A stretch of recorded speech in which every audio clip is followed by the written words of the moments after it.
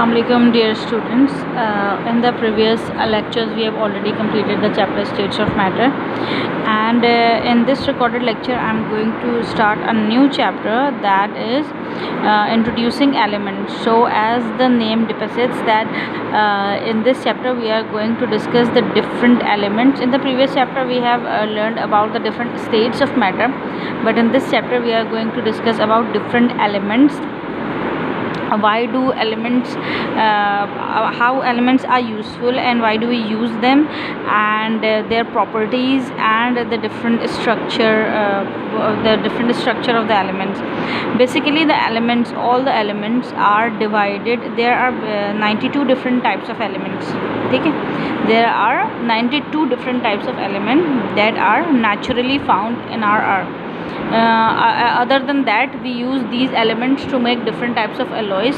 We will discuss about the alloys later on, but let me tell you that there are 92 different elements that are naturally available on earth.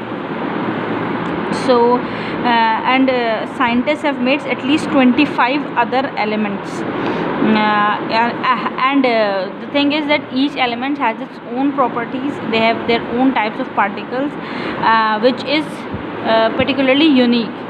And every element has its own property. So basically all these elements are divided in a periodic table. There is a periodic table that is made by some scientists, and there are certain groups in a periodic table in which these elements are divided according to their properties. And there are some opposites table that show the step line, and the elements on the left of the line are metal and the elements on the right of the line are non-metal. ठीक है, अच्छा, for example there are so many elements like 92 and 25 elements. So let me discuss. There is hydrogen. The first element which we are going to discuss right now is hydrogen. So hydrogen has its unique property. It is a colorless gas, and it remains gas at 20 degree centigrade. अगर 20 degree centigrade से ऊपर या नीचे temperature होगा तो उसकी state भी change हो जाएगी. And it is the most common element that is found in our universe, not only in our earth but in our universe. It is the most common element. Other than that, there is also potassium. Potassium is basically vital for life. It keeps our heart, kidney and nerves working. Potassium is very important for us. We cannot eat pure potassium, but foods like peanuts and bananas and different foods have potassium that are joined with other elements, so in that way potassium can be helpful for us in our daily routine. Alright, the next element is carbon, and all the living things contain carbon, including us. जब भी हम जो है वो exhale करते हैं, we exhale carbon dioxide. ठीक है, इनहेल करते हुए we inhale oxygen gas, and during exhalation we exhale carbon dioxide gas that includes carbon. Nitrogen is also one of the element that is present in our atmosphere, and it is the most common element that is present in our atmosphere, and it is basically a non-metal. Helium is the second most common element in the universe. Helium थोड़ा सा ऊपर होता है because it is comparatively a lighter gas. ठीक है. There are also other metals such as silver, copper, mercury, oxygen, silicon. So all these some of them are metals and some of them are non-metals. इनमें से कुछ जो है वो inert gases भी होती हैं, ऑल्दो इसका आपकी बुक में जिक्र नहीं है, जैसे कि helium, neon, argon, krypton, xenon और रेडॉन जो है ये सारी इनर्ट गैसेस कहलाती हैं. ठीक है, इसके अलावा बाकी जो है वो मेटल्स और नॉन मेटल्स में डिस्ट्रीब्यूट हुए हुए हैं. Let us discuss about metals and the properties of metals. Metals की एक पर्टिकुलर फिज़िकल प्रॉपर्टीज़ होती हैं जिसकी वजह से they are helpful for us. इसका जो अपीयरेंस होता है वो अपीयरेंस जो है वो सॉलिड होता है हमेशा. जो इनका जो मेल्टिंग और बॉइलिंग पॉइंट होता है वो हमेशा हाई होता है। और सिर्फ मरकरी को छोड़कर जितने भी मेटल्स हैं वो सब 20 डिग्री सेंटीग्रेड पे सॉलिड की फॉर्म में होता है। सिर्फ मरकरी एक ऐसा मेटल है जो 20 डिग्री सेंटीग्रेड पे लिक्विड होता है। और मरकरी का एक कॉमन यूज़ मैं आपको बताऊँ तो जो थर्मोमीटर हम यूज़ करते हैं इसके अंदर जो सिल्वर कलर का मेटल होता है दैट इज़ मरकरी। एक और अपीयरेंस जो है जो फिज़िकल प्रॉपर्टीज़ है that is metals are very shiny and if we rub them, अगर हम उसको रब करेंगे तो फिर वो जो है वो थोड़ा सा अजीब सा हो जाएगा, लेकिन इनिशियली जो है वो इनकी जो स्टेट होती है वो शाइनी सी होती है। By the passage of time ये डल होते चले जाते हैं आउटसाइड से, लाइक जो अपर पोर्शन होता है, लेकिन फिर भी जब हम इनका इनसाइड वाला पोर्शन अगर कट करें तो अंदर से ये बहुत ज़्यादा शाइनी निकलते हैं, ठीक है। और गोल्ड और प्लैटिनम जो है वो स्पेशली ये बहुत ज़्यादा शाइनी होते हैं और दैट इज़ द रीज़न कि इससे बहुत अच्छी ज्वेलरी बनती है। The next thing is sonority. Sonority क्या होता है कि सोनोरिटी में जैसे हमारी एक बेल की साउंड होती है, तो एक अगर सोनोरिटी को एक्सप्लेन करूँ तो एक साउंड होती है जैसे कि अगर मैंने कुछ चीज़ पे हिट किया, किसी मेटल पे हिट किया तो उसकी आवाज़ देर तक गूंजती रहेगी, लेट्स से टन करके, तो ये गूंज वाली आवाज़ है that is known as sonority. और रिंगिंग साउंड, ठीक है। तो ऑलमोस्ट ऑल मेटल्स के अंदर जो है वो सोनोरिटी प्रेजेंट होती है। The next is conduction of heat and electricity. All the metals are very good conductor of heat and electricity. देखो जो हीट का कंडक्टर होगा वो इलेक्ट्रिसिटी का भी कंडक्टर होगा, और इसमें से कॉपर जो है, गोल्ड है, ये बहुत गुड कंडक्टर ऑफ इलेक्ट्रिसिटी होता है। एल्यूमिनियम भी होता है लेकिन कॉपर और गोल्ड सबसे अच्छे होता है, प्लैटिनम भी सबसे अच्छा होता है, लेकिन यूजुअली हम इलेक्ट्रिसिटी के लिए जो यूज़ करते हैं दैट इज़ कॉपर, बिकॉज अगर हम गोल्ड और प्लैटिनम पे जाएंगे that would be very expensive. That is the reason we use copper as our conducting material. There are other properties also, that is के मेटल्स बहुत ज़्यादा स्ट्रॉन्ग होते हैं। दैट इज़ द रीज़न कि हम जो कार्स बनाते हैं वो मेटल्स की बनाते हैं, ठीक है। After that metals are very hard and it is not easy to scratch them. Usually जो मेटल्स होते हैं उनकी डेंसिटी भी हाई होती है, दैट इज़ द रीज़न कि वो अपने साइज़ के, मतलब जो आयरन है अगर आप उसका 1 किलोग्राम लाइक उसका छोटा सा पीस लेंगे तो वो भी 1 किलोग्राम के बराबर होगा, यानी थोड़ा हैवी होता है मेटल, डेंसिटी ज़्यादा होती है, छोटा सा पीस भी बहुत हैवी होता है। अच्छा, देयर मेटल्स की बहुत सारी शीट्स भी बना देते हैं हम, और मेटल शीट्स जो है वो बेंडी होती हैं, दैट इज़ द रीज़न कि हम उसको शेप भी बहुत ईजिली दे सकते हैं।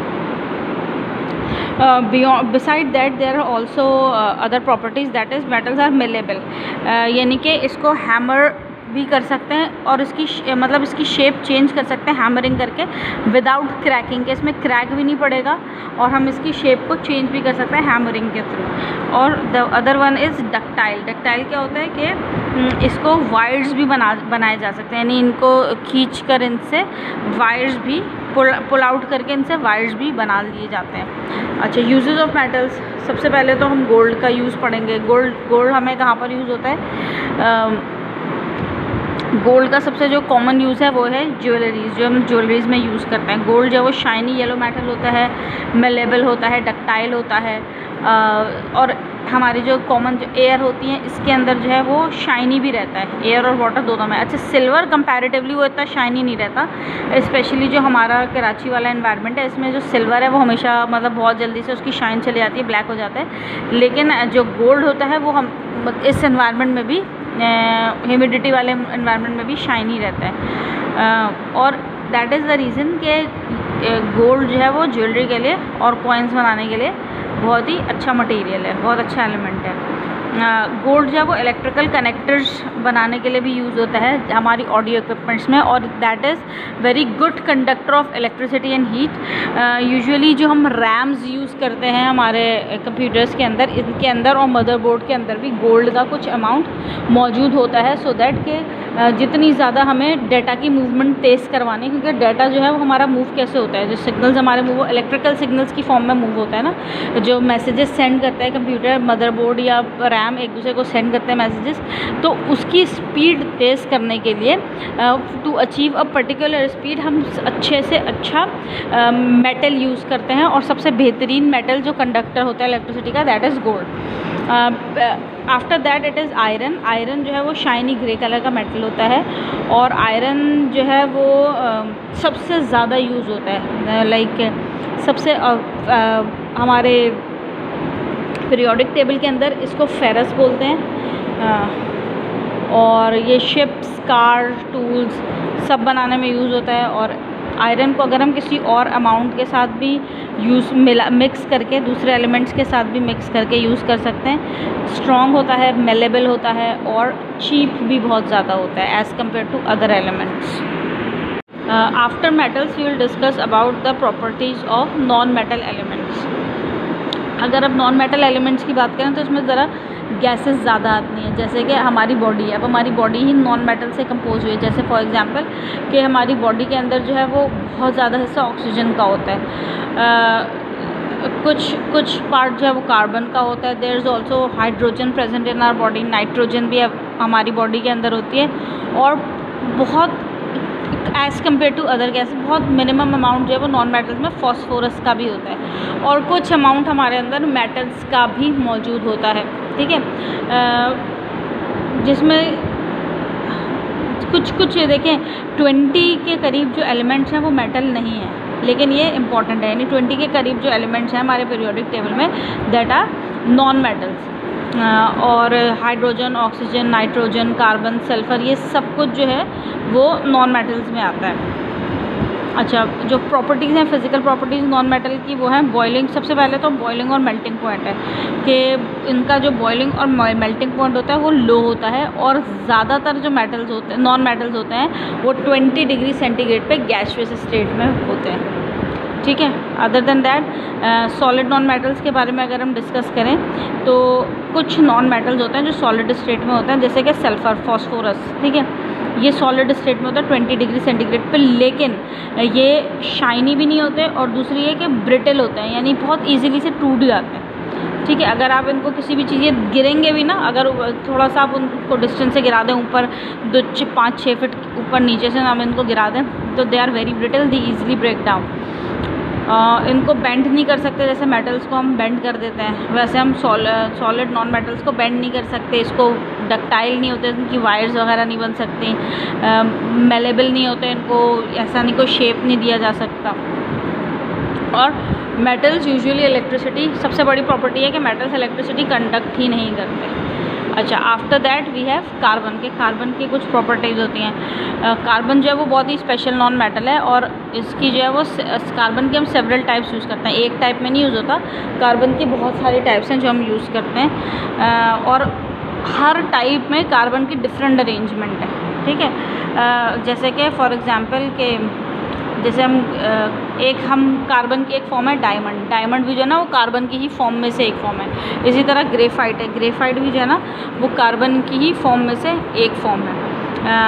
अब डायमंड के अंदर जो है वो डायमंड पर्सनली ख़ुद कोई एलिमेंट नहीं है, ये कार्बन की ही एक फॉर्म है। इसी तरह ग्रेफाइट पर्सनली ख़ुद कोई एलिमेंट नहीं है, ये कार्बन की ही एक फॉर्म है। तो जो डायमंड्स हैं वो कार्बन की एक फॉर्मेट, और इनके पैटर्न, ये इनके पार्टिकल्स का जो सेटअप होता है, जो पैटर्न बना होता है, वो बहुत डिफरेंट होता है, और ये ब्यूटीफुल क्रिस्टल्स की फॉर्म में बनता है। और ये क्रिस्टल्स बहुत ज़्यादा हार्ड होते हैं, और ये टूल्स वगैरह में यूज़ होता है। डायमंड यूजुअली शीशा वगैरह काटने के लिए यूज़ होता है, और बहुत हार्ड होता है। डायमंड को तोड़ना बहुत मुश्किल होता है, क्योंकि ये जो है ना बहुत टफ़, इनका जो पैटर्न अरेंजमेंट जो हुआ हो तो बहुत टफ़ अरेंजमेंट है। और लेकिन डायमंड जो है ना वो कंडक्ट नहीं करता इलेक्ट्रिसिटी।